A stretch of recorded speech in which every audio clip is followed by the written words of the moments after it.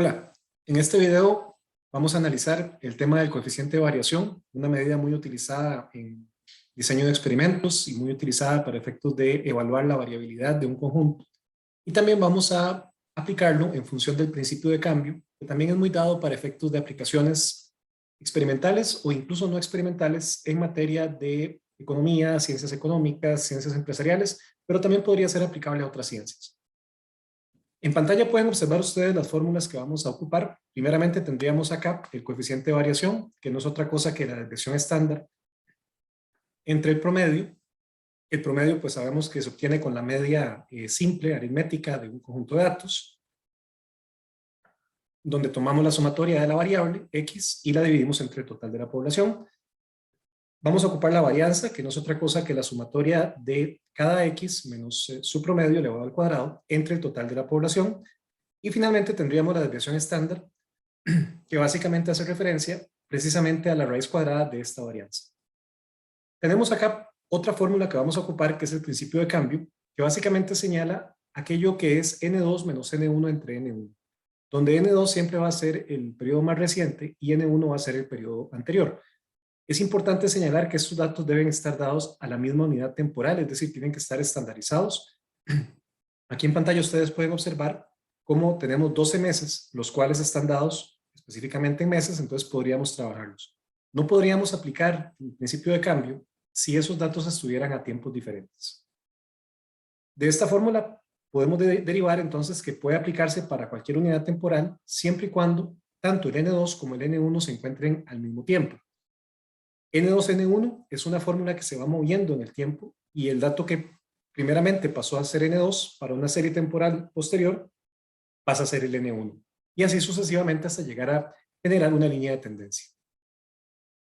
Tenemos en pantalla ventas en unidades para 12 meses y a la derecha tenemos los datos que vamos a ocupar, que son precisamente derivados de las fórmulas que también ven en la parte superior del Excel. Empezaríamos acá calculando entonces lo que sería el cambio. En este caso estamos hablando del mes 1 al mes 2, pongámosle enero a febrero. Entonces es muy sencillo, tomamos el mes 2 menos el mes 1, sabiendo que ambos están dados específicamente a un mes, lo cual implica que podemos utilizar la fórmula. Tomamos N2 menos N1 y dividimos entre N1. Este dato debemos darlo de manera porcentual, pues básicamente es una tasa de cambio. Siempre es bueno tenerlo a dos decimales y jalamos o arrastramos la fórmula. Pueden observar cómo vamos a tener cambios que son positivos o cambios que son negativos. Cuando hablamos de un porcentaje que varía con el tiempo se llama tasa, y cuando hablamos de un porcentaje que no varía con el tiempo lo podemos denominar porcentaje. En este caso tenemos pues datos positivos y datos negativos. En algunos casos pues el crecimiento es muy alto, como es el primero que ven de 9,86. Tenemos datos, por ejemplo, donde casi no hay cambio, como este 0,23% del mes 8 al mes 9.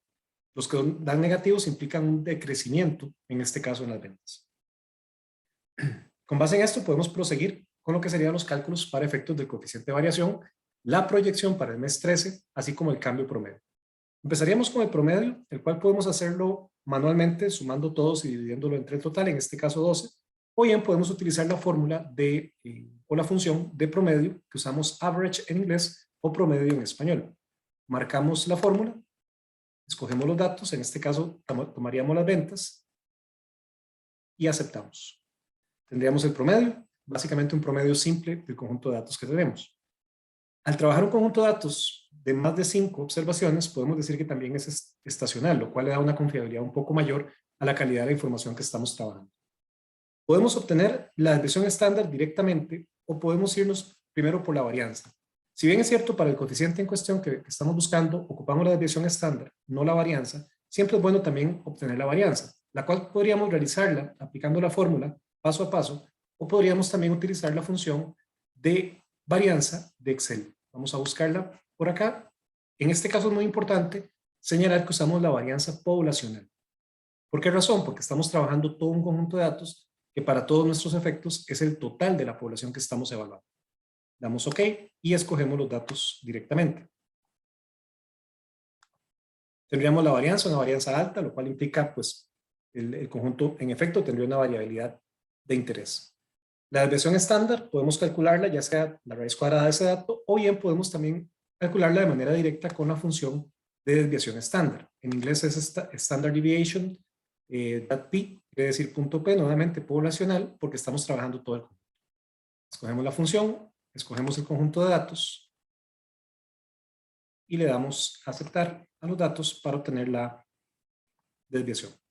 2 decimales es suficiente. Incluso en este caso, como hablamos de unidades, podríamos trabajar perfectamente tanto la varianza como la desviación estándar sin decimales. Obtenidos estos datos, podemos entonces proseguir con el cálculo del coeficiente de variación. El coeficiente de variación, como ven en la fórmula, es muy sencillo. Es una medida que me dice o me indica la variabilidad de un conjunto tanto para arriba como para abajo en relación de un dato específico en sí mismo. Es decir, puedo evaluarlo contra el promedio o puedo evaluarlo contra un dato cualquiera. También podría evaluarlo, como es el caso que vamos a hacer aquí, contra la proyección. En este caso tomaríamos la desviación estándar y la dividimos entre el promedio. El dato debemos darlo en porcentaje.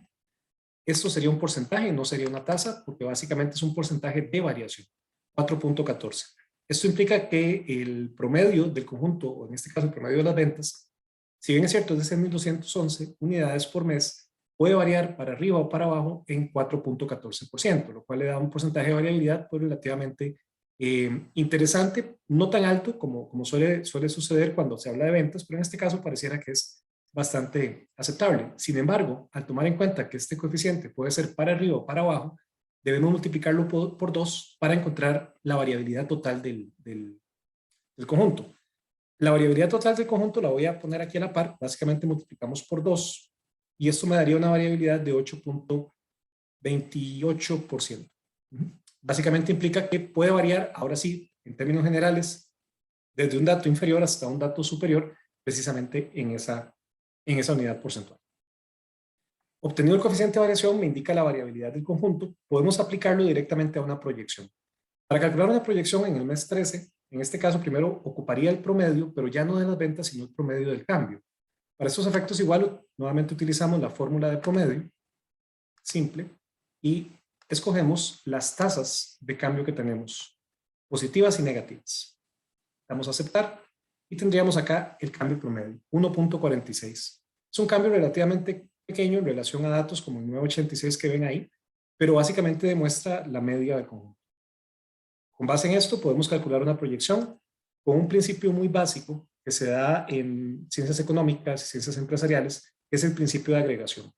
Es bastante sencillo, podemos usar 2 elementos, podemos tomar el promedio o bien podemos tomar el dato más reciente.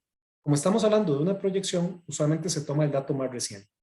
Entonces tomaríamos en este caso el mes 12 y aplicamos el principio de agregación, que es multiplicar por 1 más. Cuando queremos agregar o desagregar una variable porcentual, entendamos un porcentaje o una tasa, básicamente multiplicamos por 1 más. Si es agregación, el dato es positivo. Si es desagregación, el dato sería negativo. En este caso, pues básicamente tomaríamos el cambio promedio y tendríamos nuestra proyección para el mes 13. 6.607 unidades. Podemos ponerle coma y quitar los decimales porque básicamente estamos trabajando con unidades. Una vez que tenemos la proyección, perfectamente puedo proseguir con el concepto del coeficiente de variación. Si bien es cierto, esa es la proyección, ese es el dato esperable, el dato más objetivo que podemos obtener, perfectamente este dato puede crecer o puede disminuirse. Si lo hacemos crecer en el coeficiente de variación, nuevamente por principio de agregación, lo hacemos incrementar o lo hacemos crecer en el coeficiente de variación, lo cual implicaría que podríamos tener entonces una proyección de ventas que perfectamente podría llegar a 6.880 unidades. O también podría perfectamente la proyección de ventas, tomamos la proyección y la desagregamos, 1 menos, el coeficiente de variación, y esto me daría una proyección baja o un dato bajo de esperable en cuanto a la proyección de ventas de 6.333. Nótese que tenemos un rango, la proyección de ventas no debería ser nunca tan exacta, siempre debería tener un rango donde podamos movernos y tener ese gap o esa diferencia entre una y la otra. Precisamente ese concepto de diferencia lo entendemos como el gap de ventas, al menos en términos de proyección. Puede concluirse entonces que este conjunto de datos tiene una variabilidad media. La proyección de ventas perfectamente podría ser esperable en 6.607 unidades, pero puede llegar hasta 6.880 y disminuir hasta 6.333, lo cual nos permite tener un rango de acción y empezar a generar incluso simulaciones para efectos de ventas.